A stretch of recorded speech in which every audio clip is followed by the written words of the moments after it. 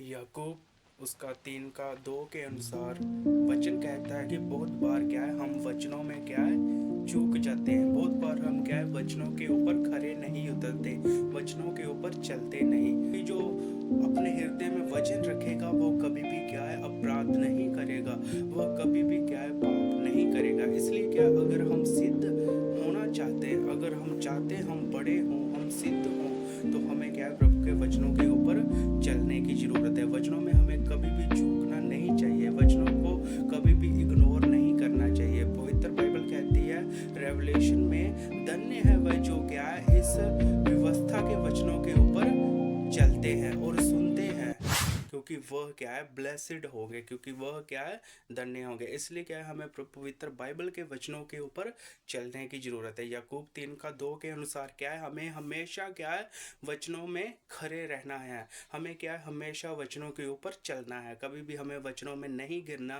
कभी भी हमें क्या है वचनों को इग्नोर नहीं करना। क्योंकि वचन ऐसी चीज है जो हमें क्या है पापों से दूर रहने में हमारी क्या है मदद और सहायता करता है। जैसे किंग डेविड कहता है ना, मैंने तेरे वचनों को अपने हृदय में रखा है कि तेरे विरुद्ध कोई पाप ना करूं। क्योंकि वो एक किंग होते हुए, एक राजा होते हुए यहोवा के वचनों को अपने हृदय में रखता है, क्योंकि वो जानता है अगर मैं यहोवा के वचनों को अपने हृदय में रखूंगा तो क्या है मैं एक ना एक दिन क्या है सिद्ध कहलाऊंगा, मैं एक ना एक दिन क्या है पाप से दूर हो जाऊंगा। इसलिए क्या अगर हम चाहते हैं अपने जीवन में कि हम क्या है पाप से दूर रहें, तो हम अपनी विल पावर से पाप से दूर नहीं रह सकते, हम अपनी क्या है बुद्धि से पाप से दूर नहीं रह सकते। इसलिए क्या है पाप से दूर रहने में केवल खुदा का वचन ही हमारी सहायता करता है। इसलिए क्या है खुदा के वचन को निरंतर पढ़ो, निरंतर सुनो, निरंतर उसके ऊपर क्या है चलो, फिर आप क्या है पाप से दूर रहकर क्या है सिद्ध कहलाएंगे। प्रभु आपको आशीष दे। God bless you.